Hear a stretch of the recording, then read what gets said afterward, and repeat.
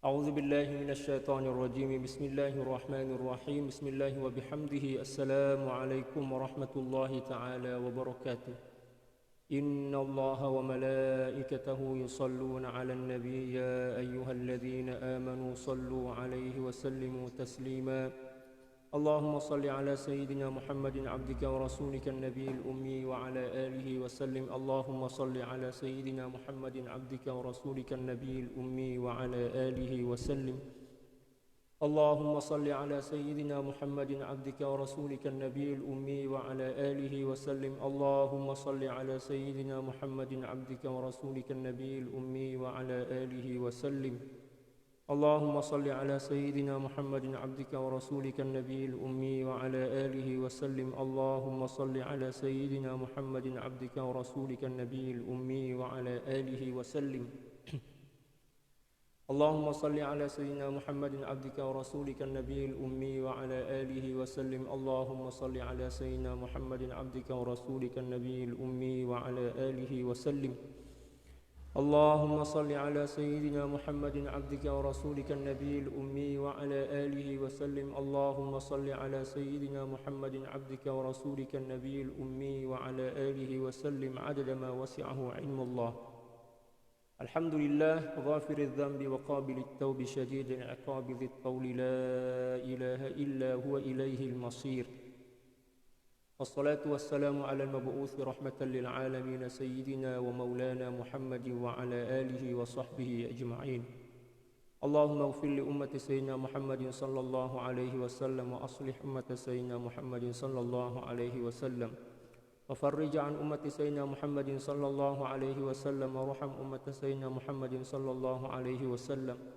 وألف بين قلوب أمة سيدنا محمد صلى الله عليه وسلم لما تحب وترضاه وافتح لنا فتوح العارفين بك بحق سيدنا محمد صلى الله عليه وسلم سبحانك لا علم لنا إلا ما علمتنا إنك أنت العليم الحكيم ولا حول ولا قوة إلا بالله العلي العظيم وصلى الله على سيدنا محمد وعلى آله وصحبه وسلم الحمد لله رب العالمين. Alhamdulillah, puji syukur kehadirat Allah Subhanahu wa taala. Salawat dan salam semoga senantiasa tercurah ke atas junjungan dan kasih hati kita Nabi besar Muhammad sallallahu alaihi wasallam, demikian juga keluarga, para sahabat serta orang-orang yang senantiasa mengikuti jejak langkah baginda Rasulullah sallallahu alaihi wasallam dan mencintai beliau. Wassalawatullahi wassalamuhu alaika sayyidi ya Rasulullah. Para sahabat sekalian, insyaallah kita akan kembali meneruskan kajian kita tentang adab dan akhlak berta'amul bersama Al-Quran daripada kitab At-Tibyan fi Adabi Hamalatil Quran karangan Sayyidil Imam An-Nawawi radhiyallahu ta'ala. Petang ini kita telah sampai pada Al-Babus Sabi', bab yang ke-6. Bi isnadina al-muttasil an masyayikhina ila al-Imam An-Nawawi fi kitabih al-musamma Bit-Tibyan fi Adabi Hamalatil Quran إلى أن قال رضي الله تعالى عنه ونفعنا الله بعلومه وعلوم شيوخه وشيوخنا وجميع أولياء الله الصالحين في الدارين اللهم آمين قال في آداب الناس كلهم مع القرآن. Bab yang menjelaskan tentang beberapa adab yang wajib diambil berat atau diperhatikan oleh manusia secara umum ketika berinteraksi dengan Al-Quran. Dan ini adalah merupakan adab secara umum. Sama ada para penghafaz Al-Quran, orang yang belajar Al-Quran, demikian juga manusia secara am atau secara umum. Sabata fi sahihi Muslimin rahimahullahu an Tamimin Ad-Dari radhiyallahu ta'ala an qala Rasulullah sallallahu alaihi wasallam an-nasiha ad-dinun nasiha qulna liman قال لله ولكتابه ولرسوله ولأئمة المسلمين وعامتهم. Telah sabit ataupun telah tetap diriwayatkan dalam Sahih Imam Muslim rahimahullahu taala daripada sahabat yang bernama Tamim Ad-Dari radhiyallahu taala an. Beliau berkata, baginda Rasulullah sallallahu alaihi wasallam bersabda, ad-dinun nasiha. Agama merupakan nasihat, merupakan bahagian daripada agama. Ad-dinun nasihat. Agama adalah saling menasihati, memberikan nasihat.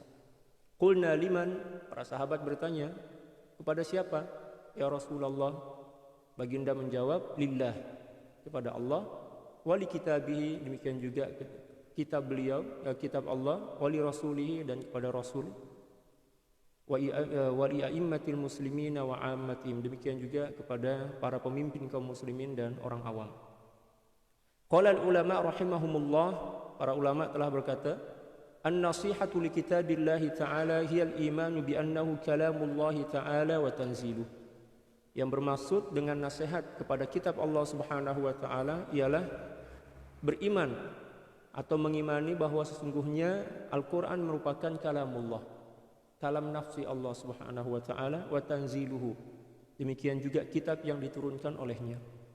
Wala yushbihuhu syai'un min kalamil khalq, yang mana Al-Qur'an itu adalah kalam yang tidak diserupai atau tidak satupun kalam daripada makhluk yang mampu menyerupainya. Sepandai apapun orang Arab cakap Arab, susunan demikian juga pilihan kata daripada susunan kalimat atau ayat mereka itu tidak akan pernah mampu untuk menandingi ataupun menyerupai susunan kata dan kandungan maksud daripada ayat suci Al-Quran. Di zaman baginda Rasulullah SAW ramai orang yang mencoba menandingi ataupun menyerupai susunan ayat dalam Al-Quran dengan kalam-kalam mereka, tetapi makna dia kering, ya, makna dia kering, tak ada hikmah langsung lah. Ya, jadi orang baca, orang dengar itu macam sayur tanpa garam, tawar lah macam itu kan. Wala yaqdiru ala mithlihi al-khalqu bi asrihi, dan tidak seorang pun daripada makhluk yang boleh menyerupai dan menandinginya. Tsumma ta'zimuhu wa tilawatuhu haqqa tilawati, dan di antara maksud daripada memberikan nasihat untuk kitab Allah Subhanahu wa taala adalah menghormati, memuliakan Al-Qur'an itu, membacanya dengan bacaan yang betul. Itu satu di antara tanda yang seseorang itu beriman. Beriman kepada Al-Qur'an, membacanya dengan bacaan yang betul. Di dalam surah Al-Baqarah juzuk yang pertama, Allah Subhanahu wa taala berfirman, alladzina atainahumul kitaba yatlunahu haqqa tilawati ulaika yu'minuna bih. Dan orang-orang yang telah kami berikan kitab kepada mereka, yatlunahu haqqa tilawati, di antara tanda-tanda mereka yang beriman kepada Al-Qur'an adalah membacanya dengan bacaan yang betul. Ulaika yu'minuna bih, ulaika yu'minuna bih, mereka-mereka itulah sebenar-benar orang yang beriman kepada Al-Qur'an. Maknanya satu di antara tanda yang seorang itu benar-benar beriman kepada Al-Qur'an, ya, adalah membaca Al-Qur'an dengan bacaan yang betul, yang sahih. Wa tahsinuha, demikian juga memperelok atau mempercantik bacaan Al-Qur'an itu. Wal khusyu' indaha, demikian juga khusyuk ketika membacanya. Ini beberapa maksud dan pengertian daripada an-nasihah li kitabillah. Wa iqamatu hurufihi fit tilawah, demikian juga penyebutan huruf yang betul ketika membaca Al-Qur'an, penyebutan huruf dia. Hukum hakam dia kena betul makharijul huruf, demikian juga fasahatun nutq, ya, kefasihan dalam mengucapkan setiap huruf itu kena betul.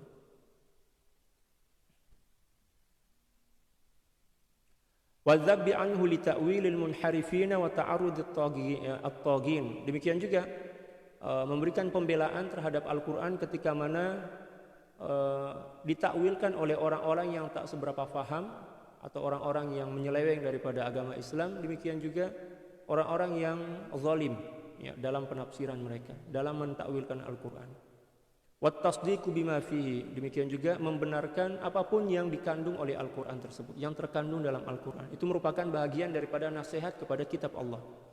Wal wuqufu ma'a ahkamihi, demikian juga senantiasa tunduk dan patuh terhadap hukum-hukum yang telah ditetapkan oleh Al-Qur'an.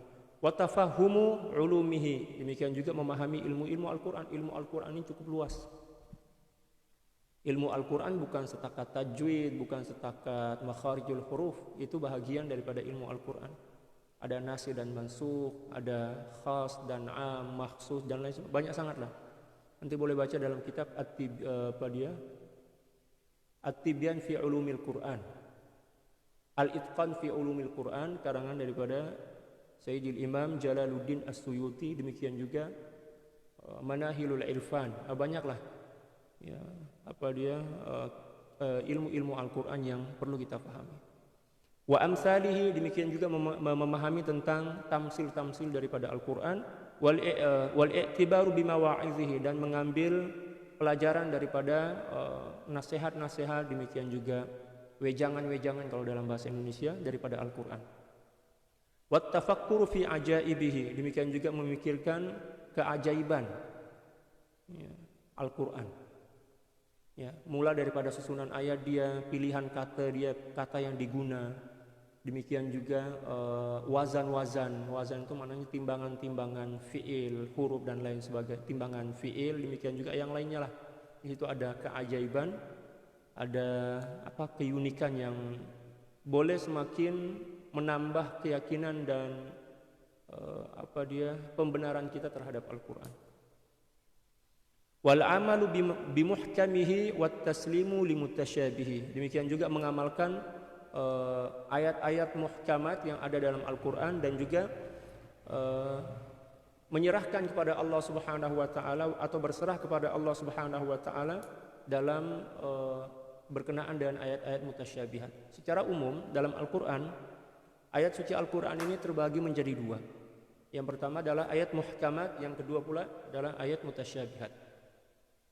Dalam surah Ali Imran juzuk yang ketiga, Allah Subhanahu wa taala berfirman, "Huwallazi anzala 'alaikal kitaba minhu ayatun muhkamatun hunna ummul kitabi wa ukhra mutasyabihat." Dialah Allah Subhanahu wa taala yang menurunkan ayat-ayat suci Al-Qur'an yang mana terbagi menjadi dua. Ada ayat muhkamat, ada ayat mutasyabihat. Ayat-ayat muhkamat adalah ayat-ayat yang cukup mudah untuk memahami maksud dan pengertian dia. Contoh tentang sholat, tentang zakat dan lain sebagainya. Adapun ayat-ayat mutasyabihat adalah ayat-ayat yang setakat Allah aja yang boleh tahu, baginda Nabi, demikian juga orang-orang yang memang telah diberikan kepakaran oleh Allah Subhanahu wa taala untuk mengetahui maksud-maksudnya. Yang perlu kepada pentakwilan. Contoh misal Ar-Rahman 'alal 'arsy istawa. Demikian juga alif lam mim ra, ha mim nun dan lain sebagainya. Itu merupakan di antara ayat-ayat mutasyabihat yang menyerahkan kepada Allah tentang pengertian dan maksudnya itu lebih selamat dibandingkan menafsirkannya. Macam wal bahthu an umumihi wa khususihi wa nasikhihi wa mansukhihi. Demikian juga membahas atau meneliti atau mengkaji tentang keumuman, kekhususan, demikian juga nasikh dan mansukh, penghapusan ayat dan penetapan ayat dan lain sebagainya. Ya. Wa nashru ulumihi, demikian juga menyebarkan ilmu-ilmu Al-Qur'an, wa du'a ilaihi, dan mengajak orang lain kepada Al-Qur'an, wa ila ma zakarnahu min nasihati. Ya, min nasihatihi, sampailah kepada dan juga apa yang telah kami sebutkan daripada nasihat-nasihat pada bab-bab sebelum ini, kan ada beberapa nasihat yang beliau sampaikan. Nah, itulah pengertian daripada nasihat kepada kitab Allah, gitu ya. Faslun, satu fasal, ajma'al muslimuna ala wujubi ta'zimil Qur'anil azizi ala al-itlaqi wa tanzihi wa siyanatihi. Para ulama telah bersepakat ijma' tentang kewajiban menghormati atau mengagungkan Al-Quran yang mulia secara mutlak, demikian juga menyucikan dan menjaganya. Itu telah menjadi kesepakatan para ulama. Wa ajma'u ala anna man jahada minhu harfan mimma ujmi'a alaihi aw zada harfan lam yaqra' bihi ahadun wa huwa 'alimun bidzalika fa huwa kafirun.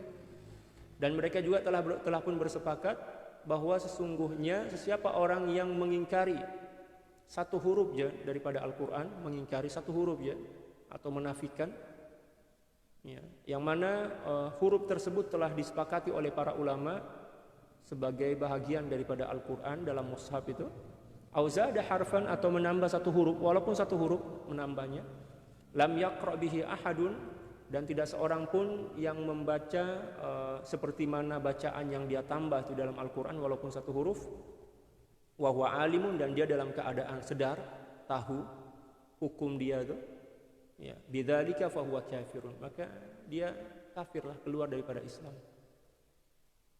Ya, zaman dahulu tahun berapa? Tahun 2001 kalau tak silap.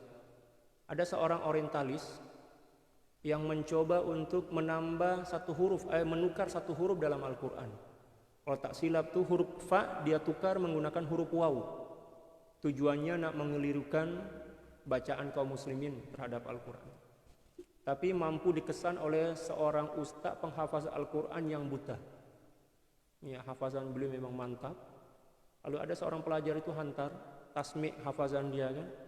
Dia dengar, ini tak betul bacaan awak nih. Ya, kenapa pula tukar huruf waw itu menjadi huruf fa? Murid ini cakap, saya tak tukar pun Ustaz. Ya, memang macam itulah dalam Al-Quran. Ustaz itu cakap, coba cek balik. Tengok, ternyata betul lah, sama dengan bacaan si murid itu kan. Lalu Ustaz itu cakap, awak ni baca Al-Quran guna cetakan apa?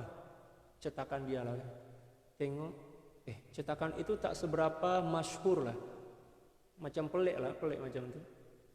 Lalu kemudian Ustaz itu cakap, coba tengok pada cetakan yang lain. Tengok ternyata memang bertukar. Huruf waw bertukar huruf fa macam itu kan.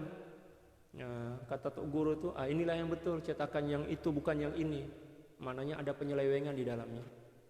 Dan itu masalah yang cukup besar. Tapi alhamdulillah mampu dikesan oleh seorang ustaz penghafaz Al-Quran yang buta. Masya Allah, luar biasa. Itu sesuai dengan janji Allah Subhanahu wa Ta'ala bahwa dialah yang akan menjaga Al-Quran itu melalui para penghafaz Al-Quran. Inna nahnu nazzalna dzikra wa inna lahu lahafizun. Sesungguhnya kamilah yang menurunkan Al-Quran dan kami jugalah yang bagi jaminan penjagaan dan pemeliharaan daripada penyelewengan orang-orang yang jahat, orang-orang yang tak betul.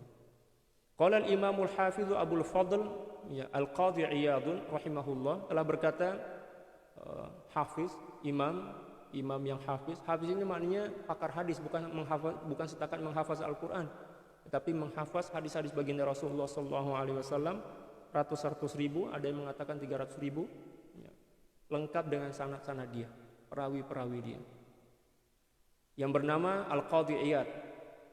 Sayyidina Al-Qadhi Iyad ini adalah seorang pakar hadis yang lahir pada tahun 476 Hijrah dan meninggal pada tahun 544 Hijriah. Beliau meninggal dunia diracun. Ada orang yang bagi racun kepada makanan atau minuman beliau. Memang ramai zaman dahulu para ulama itu meninggal dunia sebab diracunilah. Di antaranya adalah Sayyidina Al-Hasan. Sayyidina Al-Hasan radhiyallahu taala anhu wa an jami' ahli bait Nabi sallallahu alaihi wasallam. Beliau diracun. Allahu Akbar. Perjuangan para ulama, nyawa yang menjadi taruhannya. Kalau sekarang ini tak pernah lagi dengar ulama meninggal dunia sebab diracuni oleh musuh-musuh yang benci kepada mereka. Kalau zaman dahulu para ulama itu memang cukup dibenci oleh musuh-musuh Islam, berusaha untuk dibunuh, berusaha untuk disakiti. Kalau sekarang, ya alhamdulillah sekarang aman lah macam itu kan. Kalau zaman dahulu memang cukup berbahaya.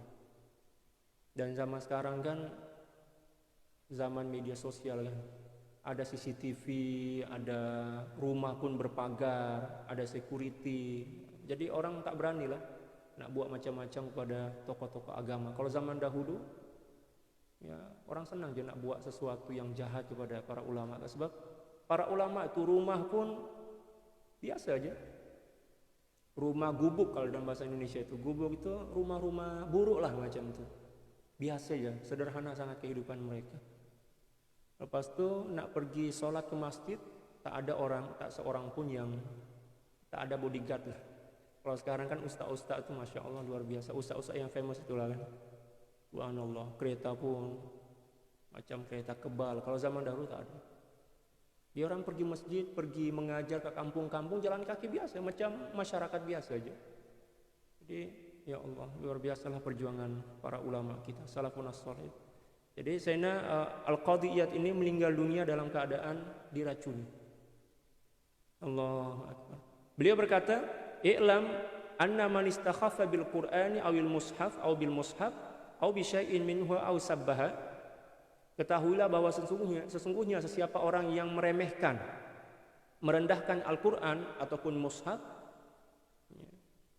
ataupun sesuatu apapun dalam Al-Qur'an dengan cara menghinanya, sabbahuma, au jahada harfan minhu, atau mengingkari satu huruf walaupun satu huruf daripada mushaf Al-Qur'an, au kadzdzaba bi syai'in mimma sarraha bihi fihi min hukmin aw khabarin, atau mengingkari, kadzdzaba mentakdzib maknanya tidak mempercayai, mengatakan ini bohong macam itu kan, ya. Tentang apapun yang telah dijelaskan dalam Al-Quran sama ada berkenaan dan hukum, demikian juga tentang kabar, tentang berita masa lalu, umat-umat masa lalu, au asbata mimma nafahu, ataupun mensabitkan sesuatu yang dinafikan oleh Al-Quran. Al-Quran cakap ini jangan buat, dia pula cakap ini kena buat, macam itu. Au nafa ma asbatahu, atau menafikan sesuatu yang telah disabitkan atau telah ditetapkan oleh Al-Quran, wa huwa alimun bidzalika, dan dia tahu tentang hukum keharaman melakukan perkara itu. Aw syakka fi syai'in min dzalika fa huwa kafirun bi ijma'il muslimin, ataupun ragu ya pada sesuatu daripada itu, ya, maka mengikut ijma' para kaum muslimin, para ulama, hukumnya kafir. Oh, berat nih. Mengingkari satu, jangankan tak payah satu ayat lah, satu huruf pun dia nafikan dengan sengaja ataupun dia menghinanya, maka itu menyebabkan seorang kafir. Allah, kena jaga dirilah betul-betul. Wa kadzalika idza jahada at-Taurata wal Injila au kutuballahi ta'ala al-munazzalah. Demikian juga bila mana mereka mengingkari, ya, mengingkari kitab Injil, Taurat dan Injil, demikian juga kitab-kitab yang telah diturunkan oleh Allah Subhanahu wa taala ke muka bumi ini, maksudnya mengingkari kewujudan daripada kitab-kitab sebelum Al-Qur'an. Ya, dia mengingkarinya, dia cakap mana ada kitab yang bernama Taurat, mana ada kitab yang bernama Injil yang pernah Allah turunkan kepada para nabi di sebelum Al-Qur'an, itu tak ada, tak betul. Maknanya dia kafir. Ya, boleh menyebabkan seorang itu kafir. Yang dimaksud dengan Injil dan Taurat nih ya, bukan Injil dan Taurat atau Taurat yang Injil yang ada zaman sekarang ini, yang ada zaman dahulu lah, sebelum diselewengkan oleh para pengikut ya daripada agama Yahudi dan Nasrani. Siapa orang yang mengingkari ya, kebenaran daripada Taurat dan Injil yang asli, yang asal, yang ori itu zaman dahulu, maka menyebabkan dia kafir. Au kafara biha au sabbaha, ataupun ya kafir kepadanya ataupun menghina atau merendahkan kitab-kitab tersebut, au istakhaffa biha fa huwa kafir, ataupun juga merendahkan, sama aja, merendahkan, menghina, maka dihukumi sebagai orang yang kafir. Qal wa qad ajma'al muslimun, dan Al-Qadhiyat berkata telah berijma para ulama ala anna al-Qur'an al-matluwa fi jami'il aqtar, bahwa sesungguhnya Al-Qur'an yang dibaca pada seluruh penjuru negeri dan negara, al-maktuba fil mushafi, yang tertulis dalam mushaf yang selalu kita baca itu, alladzi bi aidi al-muslimin, yang berada di tangan kaum muslimin, mimma jama'ahu ad-daffatani, yang dihimpun oleh dua cover dia, dua bungkus, maksudnya dua cover dia itu kan, maksudnya dalam lipatan-lipatan kertas macam itulah. Min awalil hamdulillahi rabbil alamin, yang dimulakan dengan surat alhamdulillahi rabbil alamin, suratul Fatihah, ila akhiri qul a'udzu birabbin nas, sampailah kepada akhir Al-Qur'an, yaitu qul a'udzu birabbin nas, surat An-Nas. Kalamullahi wa wahyuhul munazzal, itu merupakan kalam Allah dan wahyunya yang diturunkan ke muka bumi ini, ala nabiyhi, ke atas baginda Nabi Muhammadin sallallahu alaihi wasallam, wa anna jami'a fihi haqqun, demikian juga dia kena meyakini bahwa seluruh apapun yang ada dalam Al-Qur'an itu adalah kebenaran, hak ya. Wa anna man naqasa minhu harfan qasidan lidzalik, dan sesungguhnya sesiapa orang yang mengurangkan satu huruf pun, walaupun satu huruf dalam Al-Qur'an itu qasidan lidzalik, dengan tujuan dan kesengajaan, Au baddalahu biharfin akhara makana, ataupun menukar atau menggantikan satu huruf dengan huruf yang lain. Au zada fihi harfan, atau menambahnya dengan huruf yang lain. Mimma lam yashtamil alaihi al-mushaf alladhi waqa'a alaihi al-ijma', ya, daripada apa yang tidak terhimpun di dalam Al-Qur'an yang telah disepakati oleh para ulama, wal jama'atu wa ujmi'a alaihi, ya, sama yang telah disepakati oleh para ulama, demikian juga yang telah ya, disepakati juga, sama diulang di sini ya. Annahu laisa biqur'anin 'abinan bidzalika likulli hadza fa huwa kafir. Lalu dia mengatakan ini bukan Al-Qur'an dengan sengaja dan sedar, ya, maka dia dihukum sebagai orang yang kafir walaupun satu huruf. Oleh sebab itu para sahabat sekalian, kalau sekiranya kita sholat di suatu masjid, tiba aja atau imam itu membaca qiraat yang tak sama dengan qiraat kita setakat qiraat Hafs an Asim jagan. Manakala qiraat ini banyak, qiraatnya mu'tabar itu ada 7 kan. Ya. Ada atau imam yang menggunakan qiraat yang lain, jangan kita ingkari, jangan kita cakap bacaan dia tak betul, itu bukan Al-Qur'an lah. Ya. Yang betul itu macam bacaan saya, yang lain itu tak betul. Oh bahaya itu.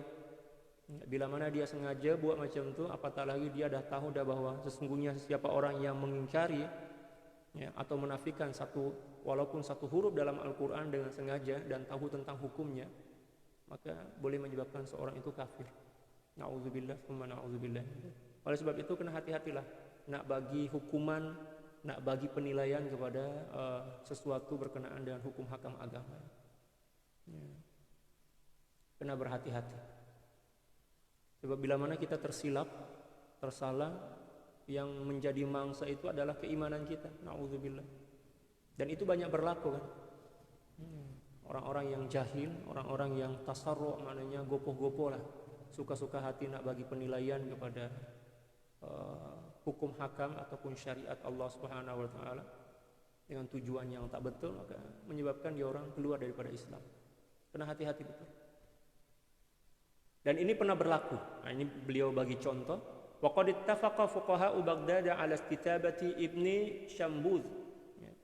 Para fuqaha di kota Baghdad telah bersepakat untuk menuntut, ya, Ibni Shambuz, seorang pembaca Al-Qur'an, untuk segera bertaubat, ya, ahadi a'immatil muqri'ina al-musajjirina biha ma'a Ibni Mujahid, yang mana beliau ini adalah salah satu di antara para pembaca Al-Qur'an yang selalu tampil, selalu nampak membaca Al-Qur'an di hadapan orang ramai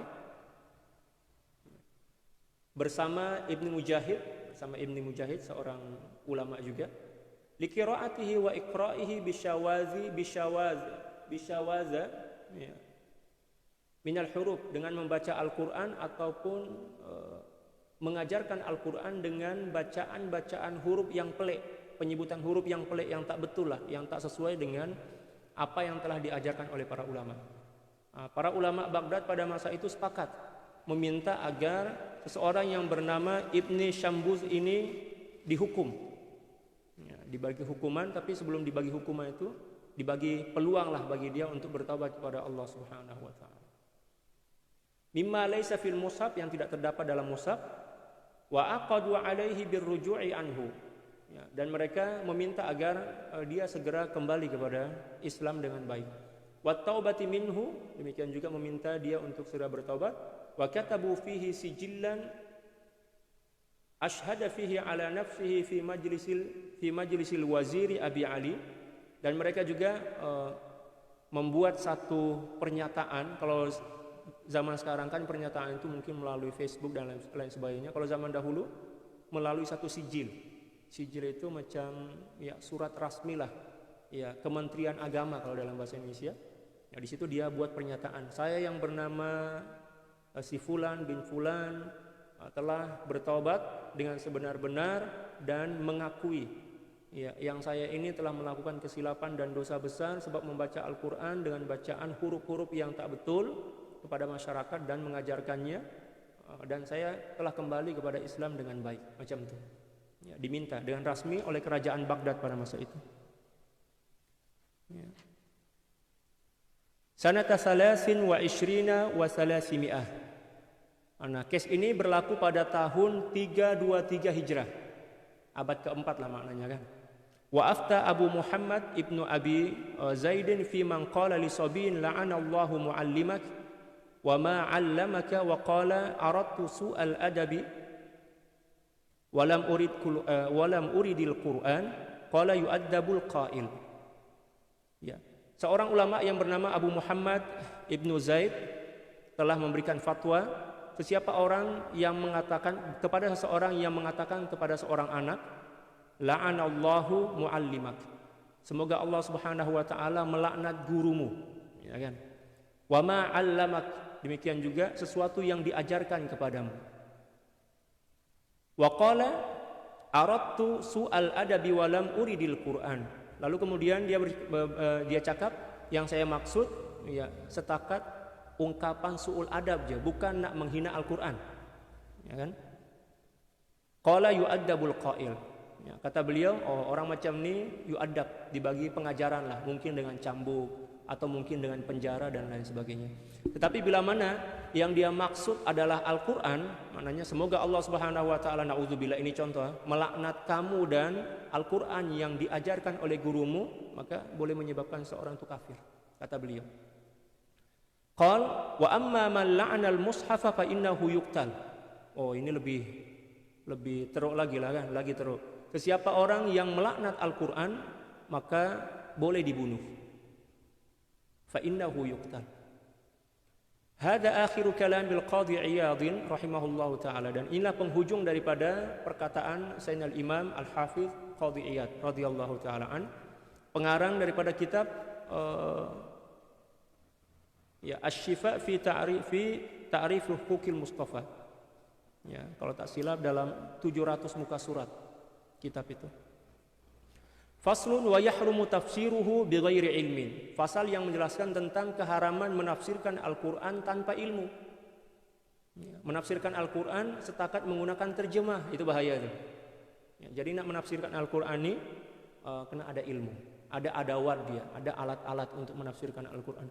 Al-Imam Suyuti radhiyallahu taala an dalam kitab Al-Itqan fi Ulumil Quran telah menyebutkan bahwa seseorang dibenarkan untuk menafsirkan Al-Quran bila mana dia menguasai dengan sebenar-benar, sekurang-kurangnya kata beliau 13 cawangan ilmu. Dia kena menguasai secara mendalam, mulai daripada ilmu bahasa, nahwu, sorof, balaghah, ma'ani dan lain sebagainya. Demikian juga usulul fiqh, ulumul Quran, nasikh mansuh, demikian juga tarikh dan lain sebagainya lah. Banyak ilmu yang kena kuasai secara mendalam, dan barulah dibenarkan untuk menafsirkan Al-Quran. Tapi sekarang ramai para penafsir Al-Quran yang sudahlah tak guna kitab tafsir, ya kan, tak bawa rujukan atau referensi tafsir, ya, dengan penuh percaya diri pula setakat membawa Al-Quran, seolah-olahnya dia ini adalah ulama besar. Kalau macam ya ulama-ulama besar macam Sidi Syekh Mutawalli Asy-Sya'rawi yang menafsirkan Al-Quran setakat membawa Al-Quran mushaf saja, memang beliau pakar, tak ada masalah pun. Beliau hafaz lah aqwal para ulama, beliau faham betul lah tentang penafsiran Al-Quran.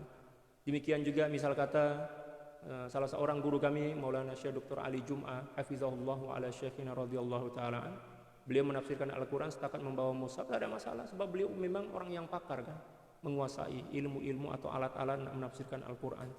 Adapun kita nak baca pun macam orang yang makan keropok lekor itu kan, panjang pendek tak betul, makharijul huruf pula tak betul, apa dia mufradat pun kita tak faham maksud dia, apatah lagi nak menafsirkan Al-Quran. Tak dibenarkan, hukumnya haram. Para ulama mengatakan wa kullu man fassara al-Qur'ana ma' jahlihi bin nahwi was-sarfi annahu abul fitani. Siapa orang yang menafsirkan Al-Quran tanpa mengetahui dan memahami alat-alat atau adawat tafsiril Quran, alat-alat yang wajib kita fahami secara mendalam untuk menafsirkan Al-Quran, yang disimbolikan melalui ilmu nahwu dan sorof dalam syair ini, dalam syair ya. Wa kullu man fassara al-Qur'ana ma' jahlihi bin nahwi was sarfi annahu abul fitan. Itu dikira sebagai moyang atau atok moyangnya para pendusta. Man qala fil Qur'ani bi ra'yihi falyatabawwa maq'adahu minan nar. Sabda baginda Rasulullah sallallahu alaihi wasallam.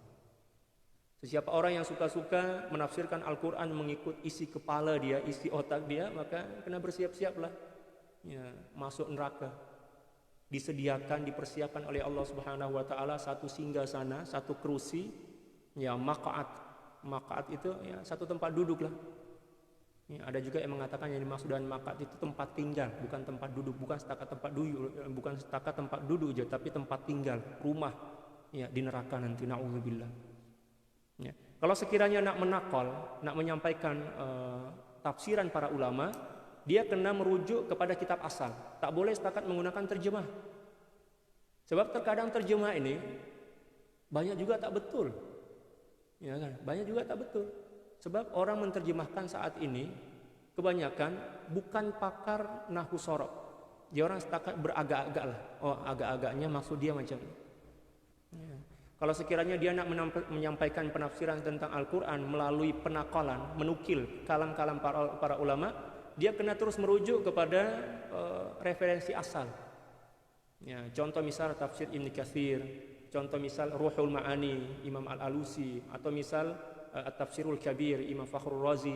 Demikian juga tafsir-tafsir yang lain. Tak boleh setakat membaca terjemah. Tak boleh. Dia kena pastikan bahwa terjemah itu sekurang-kurangnya terjemah itu sama maksud dia dengan kitab asal.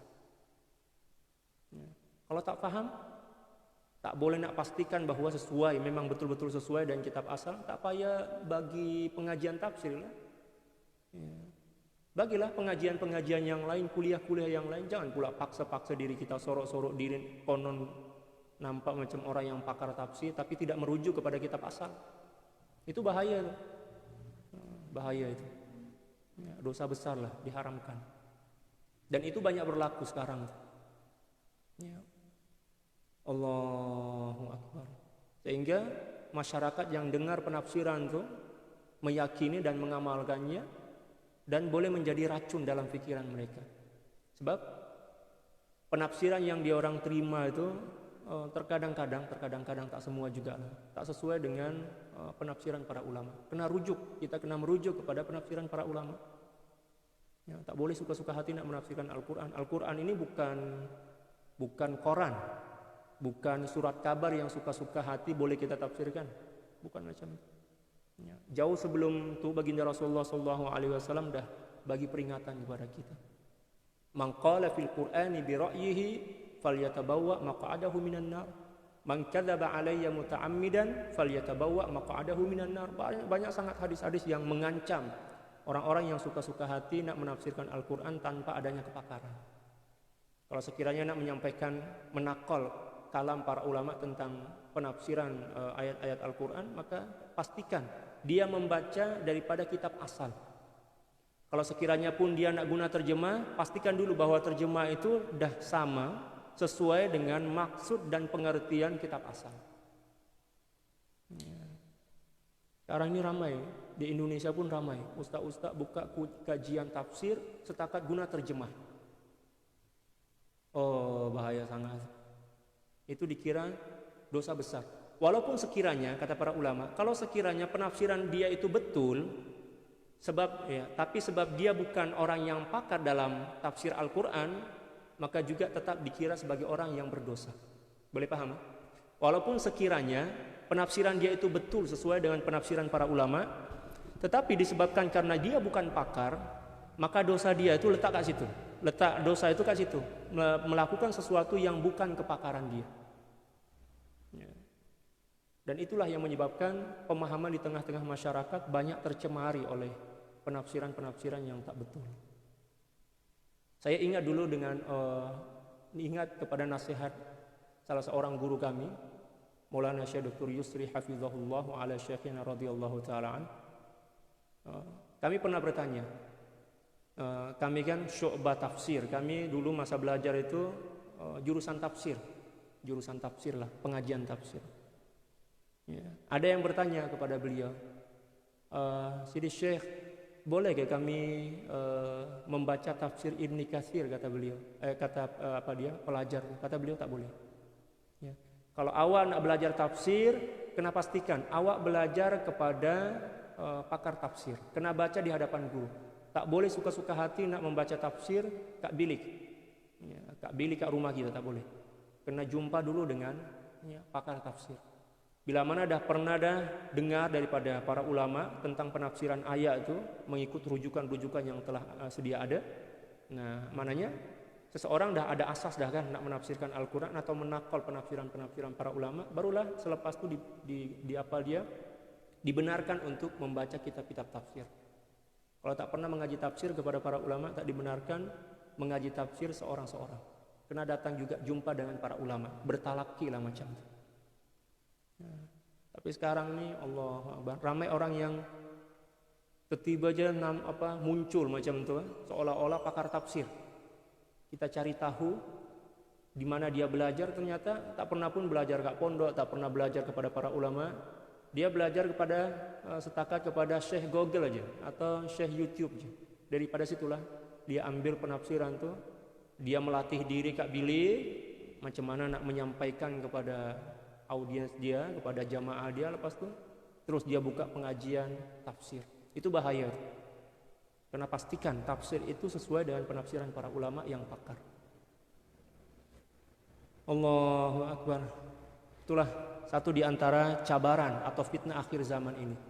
Ramai orang yang menyampaikan menyampaikan suatu ilmu yang bukan kepakaran dia. Dan itu adalah satu dosa besar dan telah pun diancam oleh baginda Rasulullah SAW. Dalam satu hadis baginda Rasulullah SAW bersabda, "Idza wusidal amru ila ghairi ahlihi fantadhiris sa'ah." Bila mana suatu perkara itu diserahkan kepada seorang yang bukan kepakaran dia, maka mesti akan menjadi bencana dan malapetaka yang besar di tengah-tengah masyarakat. Dan itulah yang berlaku saat ini. Di Indonesia ramai itu ustaz-ustaz yang baru berhijrah. Sebenarnya bukan ustaz pun, tapi masyarakat panggil ustaz di Indonesia. Saya tak berani nak cakap kat Malaysia, walaupun di Malaysia pun ramai. Di Indonesia ramai itu. Ya. Orang yang baru masuk Islam, belajar tentang Islam 1-2 bulan, 3-4 bulan, dah terus menjadi ustaz. Famous pula tuh. Ramai peminat dia. Menafsirkan Al-Quran, Masya Allah, luar biasa. Tak guna tafsir pula. Dia terus tafsirkan mengikut isi kepala dia. Yang menimbulkan fitnah di tengah-tengah masyarakat. Ya kan? Apatah lagi berkenaan dengan akidah, hukum hakam itu cukup berbahaya. Di Indonesia ramai itu.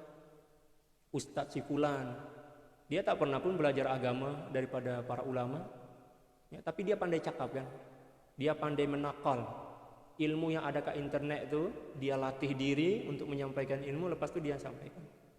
Bahasa dia memang cantik lah, bahasa susunan kata dia, sebab dia orang latihan kan. Adapun tok guru ini, tok guru pondok itu cara menyampaikan ilmu biasa aja, sebab memang dia orang menyampaikan dan ikhlas. Adapun dia orang nih yang baru-baru ini, ilmu tak ada tapi dia orang pandai nak menghiasi, menyusun kata itu. Ya, menyusun kata dengan indah, lepas itu menyampaikan juga dia orang berlatih, sehingga masyarakat tertipu. Dan itu banyak berlaku di Indonesia. Allahu Akbar. Ramai peminat pula tuh. Fitnah besar lah. Kalau nak menakal penafsiran para ulama, pastikan merujuk kepada kitab asal, bukan terjemah. Kalau terjemah ini tak boleh guna, tak boleh kita jadikan sebagai sandaran. Yang menjadi sandaran itu adalah kitab asal. Dan kitab asal itu pula kita kena pastikan bahwa kitab asal tafsir ini, ya, rujukan dia kena pasti juga, kena betul. Ya kan? Contoh misal At-Tafsirul Munir, karangan daripada Profesor Dr. Wahbah Zuhaili. Itu memang tafsir yang paling diminati lah zaman sekarang kan. Kalau itu memang tafsir yang betul-betul tafsir yang berkualitas lah itu, sebab beliau menakal penafsiran beliau itu daripada kalam-kalam para ulama. Ya, beliau sebutkan referensi maraji' dia kat belakang kitab itu memang ratus-ratus kitab tafsir yang menjadi rujukan beliau lah kan. kitab tafsir, kitab hadis dan lain sebagainya. Kena pastikan tuh. Ya, kalau tak mampu nak pastikan bahwa penafsiran itu telah pun sesuai dan kitab asal, maka tak payahlah ustaz-ustaz nih ya, bagi pengajian tentang tafsir, tak payah. Sebab hukumnya dosa besar, ya, melakukan sesuatu yang bukan kepakaran dia, dan ditambah pula dosa besar sebab mengajarkan ya, ilmu yang mengelirukan masyarakat. Ya. Moga-moga lah ramai ustaz yang dengar pengajian ini, kita sama-sama lah bagi nasihat kepada diri kita sendiri. Ya. Saya pun tak berani nak menyampaikan tafsir kecuali setakat menakal daripada kitab asal. Sebab saya bukan mufassir, saya tak cukup syarat sebagai mufassir. Kita ini setakat sebagai ya, pelajar aja, menakal perkataan para ulama ya, daripada kitab-kitab asal kan. Kalau macam itu dibenarkan. Janji kita telah pernah belajar tafsir kepada para ulama. Ya, kalau tak pernah belajar tafsir juga kepada para ulama, tak dibenarkan. Walaupun dia menakal, tak dibenarkan. Ya, dia kena belajar dulu kepada para ulama, bertalaki kepada para ulama, dah ada asas, ya kefahaman tentang tafsir walaupun sikit, barulah dia boleh dan dibenarkan untuk menakal kalam para ulama, kalam penafsiran para ulama daripada kitab-kitab yang jelas. Ya, macam itu. Jangan suka-suka hati. Nah, di sini beliau akan menjelaskan tentang apa dia larangan. Tadi telah dijelaskan tentang larangan menafsirkan Al-Qur'an tanpa ilmu. Wa yahrumu tafsiruhu bighairi ilmin. Diharamkan menafsirkan Al-Qur'an tanpa asas ilmu yang mendalam. Wal kalamu fi ma'anihi liman laisa min ahliha. Demikian juga dilarang dan tidak dibenarkan untuk menyampaikan tentang makna-makna kandungan Al-Qur'an ya, bagi orang yang bukan kepakaran dia. Wal ahaditsu fi dzalika katsira, dan hadis-hadis yang menjelaskan tentang larangan ini cukup banyak. Wal ijma'u munaqidun alaih, dan juga para ulama telah bersepakat. Ya, ijma' ini telah pasti bersepakat para ulama tentang keharaman menafsirkan Al-Qur'an tanpa kepakaran. Wa amma tafsiruhu lil ulama'i fajaizun hasanun. Adapun penafsiran yang dilakukan oleh para ulama yang memang pakar lah kan, fajaizun hasanun, dan itu adalah merupakan suatu perkara yang harus. Kalau dalam bahasa Melayu harus, tapi kalau dalam bahasa Indonesia boleh dan baik. Wal ijma'u munaqidun alaih, dan telah menjadi ijma' para ulama bahwa apabila ada ulama yang menafsirkan Al-Qur'an mengikut kepakaran mereka dan cukup syarat, maka itu dibenarkan. Faman kana ahlan litafsiri, siapa orang yang pakar tentang penafsiran Al-Qur'an, pakar dalam menafsiran Al-Qur'an, jami'an lil adawati allati yu'rafu biha ma'naha, dan juga menguasai alat-alat untuk menafsirkan Al-Qur'an, dan dengan alat-alat itu dia mampu memahami maknanya. Wa ghalaba 'ala dhannihil murad, dan juga melintas dalam fikiran dia tentang sangkaan penafsiran itu telah pun sesuai dengan apa yang sebenar diajarkan dalam Al-Quran dan hadis, mengikut apa dia kaedah-kaedah yang telah ditetapkan oleh para ulama. Sebab menafsirkan Al-Quran ini pertama ada adawat dia. Saya nak jelaskan sedikit. Jadi nak menafsirkan Al-Quran ini pertama yang perlu dikuasai oleh seseorang adalah adawat. Adawat ini berkenaan dengan nahwu, sorof, balaghah, ma'ani, mantik, usulul fiqh dan lain sebagainya. Yang kedua pula dia kena faham dhawabit, ya, dhawabit atau prinsip-prinsip penafsiran dalam Al-Quran. Sebab ada dhawabit dia, ya, ada usul, ada dhawabit dia pun kena faham tuh. Demikian juga dia kena faham tentang manhajut tafsir, ya, manhaj atau metode dalam menafsirkan Al-Quran. Banyak benda yang dia kena kuasai dengan baik, dengan betul dan secara mendalam, barulah dia dibenarkan untuk menafsirkan Al-Quran. Nah, bila mana adawat atau perangkat-perangkat penafsiran Al-Quran itulah sebati dengan jiwa dia, dan dia telah memahami tentang usul, demikian juga dhawabitut tafsir, dan juga pernah bertalaki kepada para ulama, belajar tafsir, lalu kemudian dia nak menafsirkan Al-Quran, ya, dengan menakal pendapat-pendapat para ulama, dan dia memahami makna-makna baru daripada penafsiran itu, maka dia dibenarkan untuk menyampaikannya kepada masyarakat. Bila mana dia yakin bahwa penafsiran itu tidak bercanggah dengan syariat, macam itu. Fafassarahu mana tadi? Fassarahu in kana mimma yudraku bil ijtihad, dan dia menafsirkan ayat-ayat yang memang boleh difahami dengan ijtihad, kal ma'ani wal ahkamil khafiyati wal jaliyah. Contoh misal makna-makna perkata dalam Al-Qur'an, demikian juga hukum hakam yang samar dan juga yang jelas, wal umumi wal khusus, demikian juga tentang ilmu umum dan khusus, wal i'rab, tentang i'rab, wa ghairi dzalik, dan selainnya. Wa in kana mimma la yudraku bil ijtihad, dan ada juga perkara-perkara yang tidak boleh difahami dengan ijtihad, kal umuril lati tariquha an-naql wa tafsirul alfazi al-lugawiyyati fala yajuzu lahu al-kalamu fihi illa binaqlin sahih min jihatil al-mu'tamidina min ahlihi. Ya. Adapun berkenaan dengan makna-makna atau pengertian-pengertian yang tidak boleh menggunakan ijtihad, contoh misal perkara-perkara yang setakat boleh melalui penukilan, ya. Contoh misal makna dan kandungan pada setiap lafaz-lafaz bahasa Arab itu bukan tidak melalui proses ijtihad, tetapi melalui proses nakal. Nakal maknanya menakal daripada kitab-kitab bahasa.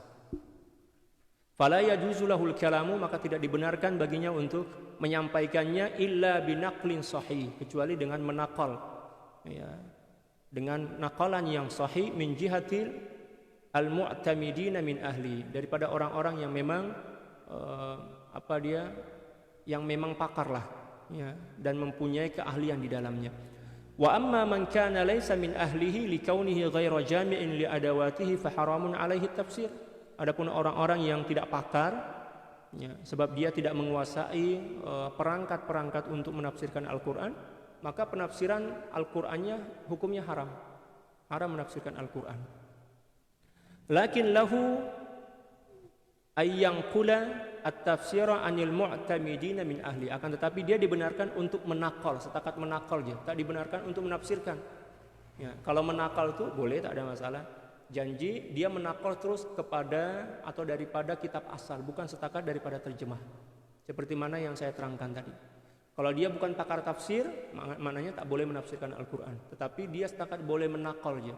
Dan ketika mana dia menakal, dia kena faham apa yang dia nakal dan pastikan bahwa apa yang dia nakal itu bersumber daripada kitab asal, yang mana kitab asal ini adalah kitab yang mu'tabar, ya, kitab yang diiktiraf oleh para ulama.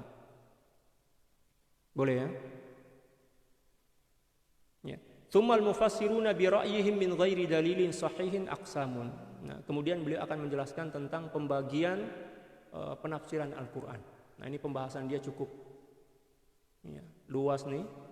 Insyaallah kita teruskan, ya, pagi esok insyaallah. Wallahu a'lam bissawab.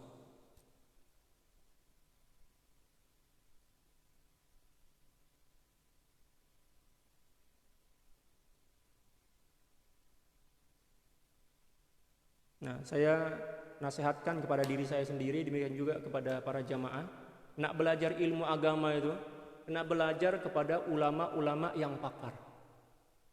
Ya, kalau saya boleh bagi cadangan, ya, saya cadangkan kepada para jamaah, belajar itu cari guru-guru pondok. Cari guru-guru pondok, walaupun dia orang tak ada gelaran. Guru-guru pondok itu ilmu dia orang lagi mantap, ya, dibandingkan yang lainnya lah, ya, walaupun dia ada PhD, walaupun dia ada gelar profesor misal, ya, tapi zaman sekarang gelaran itu senang juga dapatkan kan. Tapi kalau guru-guru pondok itu memang dia orang mengaji, pernah bertalaki kepada ulama-ulama, ya kan, para pakar. Jadi kalau boleh pengajian, nggak mengaji itu pastikan bahwa tempat kita mengaji ini adalah orang yang pernah mondok, sekurang-kurangnya orang yang pernah mondok. Nah, kalau nak lagi sempurna, lagi oke, lagi hebat, terus kepada tok guru dia, tok guru pondok. Jangan belajar kepada ustaz-ustaz selebriti, ya, kalau di Indonesia cakap. Sebab dia orang tak punya kepakaran langsung.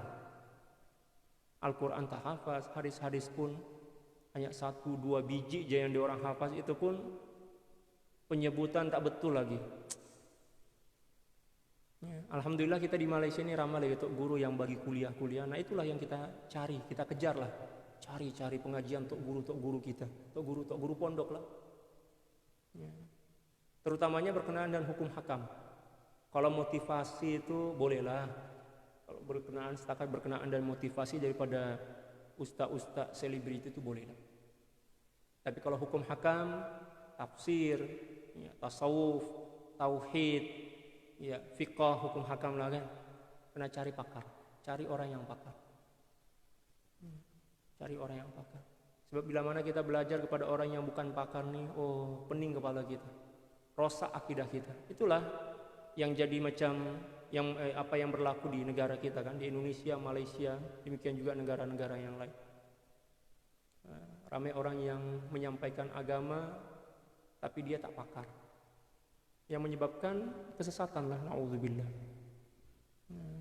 Nah, saya bagi nasihat cadangan kepada para sahabat sekalian. Saya ada sahabat rapat, nama beliau Piyu Faiz. Dia ada pondok Salafiyah, pondok Rumi lah nama dia, pondok Rumi Salafiyah, Sufiyah, Salafiyah kalau tak silap, di Sungai Buloh. Pagi tadi saya jumpa dengan beliau. Itu di antara ustaz walaupun muda lagi, itu pencetus ummah tuh, walaupun muda lagi tapi memang dia pakar lah. Fiqh, tauhid memang masya Allah luar biasa. Saya tadi diskusi dekat 3-4 jam lah saya diskusi dengan beliau. Ya, dia pun belajar pondok lama, lepas itu belajar kat Mesir. Dia pakar lah. Dan memang cukup rapat dengan para ulama. Ya, luar biasa. Itu satu di antara ustaz yang ya, saya cadangkanlah kepada para jamaah. Dia ada Facebook, Pondok Rumi Salafiyah Sufiyah. Nanti boleh tengok. Dia selalu buat live juga, pengajian kitab, ya, kitab-kitab turas lah, fiqh, akidah, dan lain sebagainya. Nah, kalau boleh tengok apa dia pengajian beliau. Kat YouTube pun banyak pengajian beliau. Itu diantara ustadz yang memang saya iktiraf lah, ilmu dia luar biasa. Memang cukup alim. Ya, dia jauh lebih alim dibandingkan saya. Saya banyak mengambil hikmah daripada beliau itu, mengambil ilmu. Tadi kami orang jumpa pagi tadi kan, ya, 3 atau 4 jam saya bincang dan ya sembang-sembang lah, sambil ngopi, sambil ngeteh, masya Allah. Banyak ilmu yang beliau miliki. Bolehlah para sahabat sekalian tengok video beliau itu. Ya, dia pun ada pondok kat Sungai Buloh kalau tak salah, Sungai Buloh. Ya, wallahu a'lam bishawab. Allahu akbar. Subhanaka la ilma lana illa ma 'allamtana innaka antal alimul hakim wa la haula wa la quwwata illa billahil aliyil azim. Inna Allaha wa malaikatahu yusalluna 'alan nabiy ya ayyuhalladzina amanu sallu 'alaihi wa sallimu taslima. Allahumma salli 'ala sayyidina Muhammadin 'abdika wa rasulika an-nabiyil ummi wa 'ala alihi wa sallim. Allahumma salli 'ala sayyidina Muhammadin 'abdika wa rasulika an-nabiyil ummi wa 'ala alihi wa sallim. Allahumma salli ala sayyidina Muhammadin 'abdika wa rasulika an-nabiyil ummi wa 'ala alihi wa sallim. Allahumma salli ala sayyidina Muhammadin 'abdika wa rasulika an-nabiyil ummi wa 'ala alihi wa sallim. Allahumma salli ala sayyidina Muhammadin 'abdika wa rasulika an-nabiyil ummi wa 'ala alihi wa sallim. Allahumma salli ala sayyidina Muhammadin 'abdika wa rasulika an-nabiyil ummi wa 'ala alihi wa sallim. Allahumma salli ala sayyidina Muhammadin 'abdika wa rasulika an-nabiyil ummi wa 'ala alihi wa sallim. Allahumma salli ala sayyidina Muhammadin 'abdika wa rasulika an-nabiyil ummi wa 'ala alihi wa sallim. Allahumma salli ala sayyidina Muhammadin 'abdika wa rasulika an-nabiyil ummi wa 'ala alihi wa sallim. Allahumma salli ala sayyidina Muhammadin 'abdika wa rasulika an-nabiyil ummi wa 'ala alihi wa sallim. Allahumma salli ala sayyidina Muhammadin 'abdika wa rasulika an-nabiyil ummi wa 'ala alihi wa sallim. Allahumma salli ala sayyidina Muhammadin 'abdika wa rasulika an-nabiyil ummi wa 'ala alihi wa sallim 'adada ma wasi'ahu 'ilmullah. Sampai jumpa lagi insyaallah pagi esok. Sekian, wallahul muwaffiq wal hadi ila sabilir rasyad wal afu minkum. Tsumma assalamu alaikum warahmatullahi taala wabarakatuh.